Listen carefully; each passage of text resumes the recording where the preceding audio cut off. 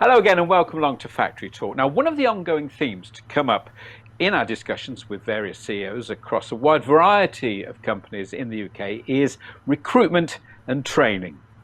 This week, we are going to be talking to someone who specialises very much in providing training across a wide variety of businesses. In-Comm has just released its annual barometer looking at the state of the UK training sector, and their managing director, Gareth Jones, joins me now on Factory Talk. Gareth, it's good to talk to you. So first of all, before we get on to In-Comm, just give us a brief précis of your thoughts on the state of training in the UK at the moment. Yeah, so training in the UK in the moment has been over the last 4 or 5 years on an upward trajectory, especially with the apprenticeship reforms going on to the new standards, which are employer led. The engagement piece has obviously been greater, and especially due to the apprenticeship levy that was instigated 3 years ago, which has forced the arm of some of the larger employers in the UK to actually take on apprenticeships. Vocational learning from the late 90s to around 2010 was on a downward spiral because it was all focused to the university route. But again, since the reforms have come back in, and that's had a massive positive effect on the vocational learning route, which is positive for our sector, but positive for industry as well. So looking back over 10, 20 years, after a perhaps not a particularly good period, we are on the up now. Yes, absolutely. We are on the up, and training and providers are becoming more robust. The programs are more industry related than they used to be, rather than being dictated to by awarding bodies. Now it's the employers at the forefront, and let's face it, we only exist as providers because industry exists. So we should be a true reflection of that and providing exactly what is needed by our industrial base. Right, that's good news. But tell us then, how do we compare globally? I mean, the UK in the engineering manufacturing sector, when it comes to vocational learning, is behind some of the leading world countries such as Germany, some places in Scandinavia, France, because engineering manufacturing is actually seen on a pedestal, and it's strived for people to want to get into these industries. A lot of machine tool manufacturers now are not done in the UK, they are done abroad. So it hasn't got the same status, or hasn't had the same status in recent years. And the seamless route for progression from learners coming out of their early years into school, from school into further educational establishments, and then onto higher educational establishments such as universities, that pathway has been somewhat fractured in recent years compared to the rest of the world. But again, that is being corrected over the reforms in recent years, and continuing to do so with the white paper that came out only 3 weeks ago from the Department for Education. So it's good news, but we are still playing catch up to some degree then. Yes, definitely. I mean, it's like turning a cruise ship round in a canal, really. You're not going to change the skills agenda overnight. It's quite obvious for everybody to see the skills gap that we faced, especially for that 10 or 20 years when engineering manufacturing wasn't the sexy word, wasn't the sexy industry, although it is. And again, other leading countries in the world never diverted from that. So we have got a way to go to catch up, but it's the fact that we are making small steps in the right direction and ensuring that the skills agenda is aligned both nationally but also regionally. So through devolution, through the local enterprise partnerships like the Chamber of Commerce's and other engineering manufacturing membership institutions to bring industry to the forefront. Okay, so Gareth, let's move on then and talk about In-Comm and the barometer that you've just released. In it, you talk about the double impact of Brexit and COVID. Tell us about that and how bad it's been. Yes, so the barometer says, the result speaks for itself really. Over 2/3 of organisations haven't invested in apprentices over the last 12 months. And predominantly that's down to headcount and obviously the U-turn in growth within the sector. But then some 84% of organisations have still allowed or retained their apprentices to remain in learning, which, to be honest, is a fantastic and amazing commitment from industry to see through and ring fence their apprentices to ensure that they stay within their organisations and continuing their learning journey. But with saying that, last year there wasn't a massive uptake, as we just said, 2/3 haven't invested in apprentices. But then there are some green shoots out there at the moment, and should we continue to revive and bounce back from this pandemic, then hopefully later in the year, then that'll be a different story. Talk to me about some of the green shoots that you are beginning to see then. Yeah, so in certain sectors, we have got a number of our clients coming to us now that are going through a period of growth or upward trajectory, should we say, after the last sort of 10 months of decline. And they are very much looking to the 3 to 5 year strategies, which apprenticeship recruitment is all about. It's a medium to long term recruitment strategy. And they want to ensure that they've got the skills for not only today but the future, whilst they are moving into new markets, product development, and to service their existing requirements. When we look forward, do you foresee problems ahead? Because, of course, there's a generation of kids who've missed out on pretty much 12 months of schooling. I know this is something you do mention in the Barometer report. How do you think that's going to affect training moving forward? Well, last year there was a whole year that couldn't sit their GCSEs, and they were produced, I know, under much turmoil in the end. They were produced, automated, and then had to be reassessed again to give them a fair grading by their teachers. But again, this year, GCSEs have been cancelled. However, they are going to come out with some type of grading, again, assessed by their teachers. But the fact of the matter is, to come into the vocational learning space and either progress into further education, such as sixth form and so on, you've got to have the economy strong and the job opportunities out there for these youngsters to be able to go on and progress. And last year, they definitely weren't available.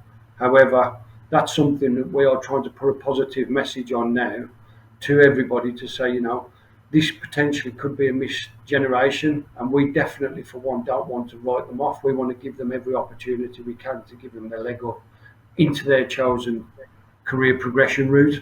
Now, we're making commitments, especially in the local region, whether these youngsters we can find them apprenticeships or not. We will be offering them some type of training to ensure that they have got some skill base to be able to go out there and access their chosen career route. So I think it's a tri-party. Sorry, Richard. I think it's going to be a tri-party agreement between the providers. Yes, they're going to have to bend the rules somewhat and do something that we haven't done before to get these individuals into learning. The government have got to instigate the economy, but industry itself's got a part to play to give the opportunities to these young people. Yeah, sorry to interrupt. The point I was thinking of is it going to be harder for these youngsters for the rest of their careers, because they are still going to be competing against people that haven't had this interruption in their learning? Well, that's a potential, and this was completely the point, that they shouldn't be written off. We've all got a responsibility, morally, ethically, and other, to ensure that we give them the same opportunities that other generations have also had, and that's what we've got to keep pressing for. I suppose training is one of the first things to get cut when any company suffers an economic shock, and in this case, we've had a whole economy that suffered that shock. So, as business now begins to adapt to life, hopefully post-COVID, do you see that the apprenticeship route, that the training, that the vocational training will pick up again and intensify? Yeah, so in the barometer, the findings were that only 10% of companies use the apprenticeship route to deliver upskilling programs to the existing workforce, which is such a small number. So there's 90% of organisations that are still not using the apprenticeships to upskill. And that's, that could be everything from progression inside a company, from somebody on the shop floor moving into team leader, supervisory management. It could be cross-functional upskilling, so electrical maintenance engineer, into mechanical, so the full mechatronics piece. So there's a massive advantageous engagement piece to do there. And then there's also moving forward, there's the adult education budget, which is just being released now across Staffordshire, Shropshire, and the Black Country in Birmingham, where this will offer 16 plus qualifications out to industry, which is completely funded by government, that isn't aligned to an apprenticeship. So again, that's going to be a very welcome thing. But then on top of that, also, we need to go a step further, and this was something that was definitely mentioned in the white paper recently released by the DFE, is organisations have got skills gaps, and that might not be relevant to an apprenticeship or a qualification. It might be more relevant to a short course or a small piece of upskilling that's required, and that's something that needs to be funded. So hopefully by 2025, if not sooner, that this is actually going to be devolved from central government, and based on skills auditing of industry, we can actually deliver what's required. Tell us about the people that you tend to work with. Is it both men and women? Is age any bar to the sort of people that you want to work with? Yeah, want to work with, we'll absolutely work with everybody that needs the education, consultancy, or other to work with. I think one of the oldest apprentices that we've got on the books at the moment is 66 years old. And this is where the stigma comes really with the name apprentice, because people perceive it to be a young recruiter first step onto the ladder. Again, going back to the 90% of companies that don't engage on the upskilling piece using the apprenticeship pathway, because potentially it has got that stigma that people don't want to be perceived to be an apprentice within an organisation. But it's a qualification route, and it's a robust one as well. For competency, you need knowledge and experience. And the apprenticeship pathway and the way the qualifications are designed, you're actually assessed against your knowledge and behaviours. So in fact, it's a very robust method to being able to upskill. And you move off the shop floor into a supervisory role. Effectively, you need the tools and techniques in a new role. You effectively are embarking on a new career. Just because you're good on the tool doesn't necessarily make you a good manager or a leader. So, yeah. So, are you calling for a change really in the mindset of employees and employers? That if at the age of, I don't know, you mentioned somebody of 66, but perhaps when you're in your 30s and 40s and you think perhaps the career is going well, that if you're offered the chance of some sort of apprenticeship, don't look on that as almost like an insult, but as a chance to progress. Yeah, absolutely. I'll just go back to what I said earlier. The apprenticeship pathway is a very robust qualification now that's delivered over a number of years. There has to be X amount, 20% off the job learning. So that's the knowledge piece. But then there's the assessment piece where you've actually got to impart that knowledge in the workplace. And that's what our deliverers, assessors and trainers do to ensure that what's being taught is actually being delivered. And you go back to the old thing, you can go on a 5-day course and be taught in a classroom and somebody could be presenting, but for an employer and you as the individual, surely you want the advantageous piece of actually being able to impart that within industry, and that's what we need to ensure is happening. So yeah, we need to release this stigma from the apprenticeships.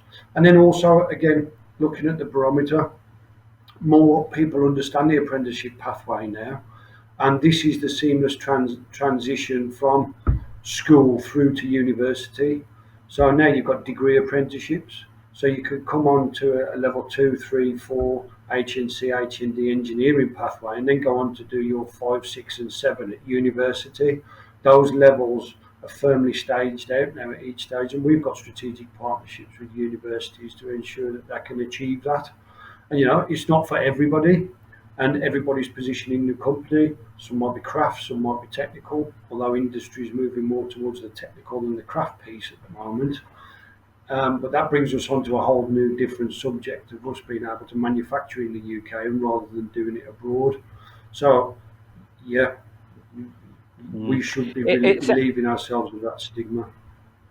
It sounds though really what you're just talking about is it's just a bit more joined up thinking between business, government, education, universities, and everyone involved in the sector.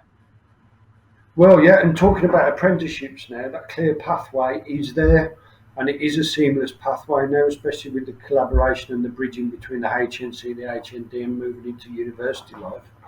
But we are still missing that key education piece that's not aligned to apprenticeships, and that's the short technical upskilling of individuals inside organisations that have got a skills gap, and especially the micro to SME businesses, and let's face it, they make up the large proportion of our economy, industrial economy or industrial base within the engineering manufacturing sector. And we should be giving those organisations the leg up to be able to succeed. So we need to start auditing better, funding certain courses a lot better, and accessibility to the courses.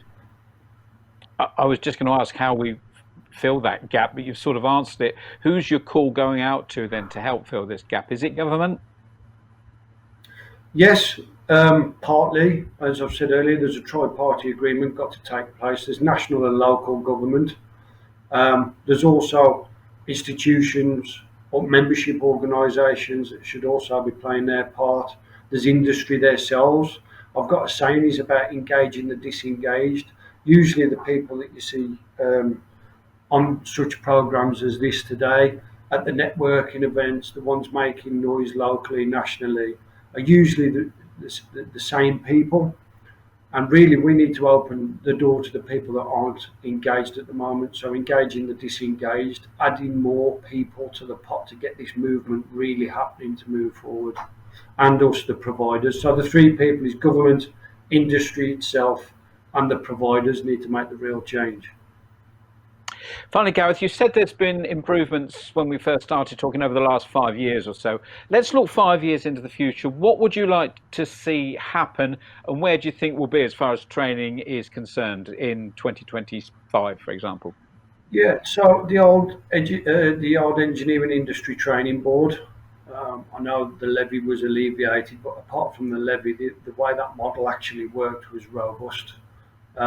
Employers did have to pay into a pot, but it wasn't just for apprenticeships as it is now. That training could be used for other short course accredited and non-accredited upskilling pieces, so the money wasn't just against apprenticeships. And I think that would be a real valued step in the right direction. The other thing is with the pace of change. I mean, we've just heard that JLR are going all electric by 2025. Now, especially in the West Midlands and Shropshire, as we're based here, tiers 1, 2, 3, 4, and 5 is going to look a lot different in 5 years' time with electrification, renewable energies, and so on, emerging technologies. And we've got to ensure that we maintain the pace of that to deliver the qualifications and apprenticeships that gives us the ready piece and the skill base to be able to really take that to market and support the local SME base to be able to adapt to that pace of change also. Gareth, thank you very much indeed. Gareth Jones from In-Comm. That's it for this week. All previous editions of Factory Talk are there for you to have a look at if you want to on mtdmfg.com. I'll see you again soon for another Factory Talk. Bye-bye.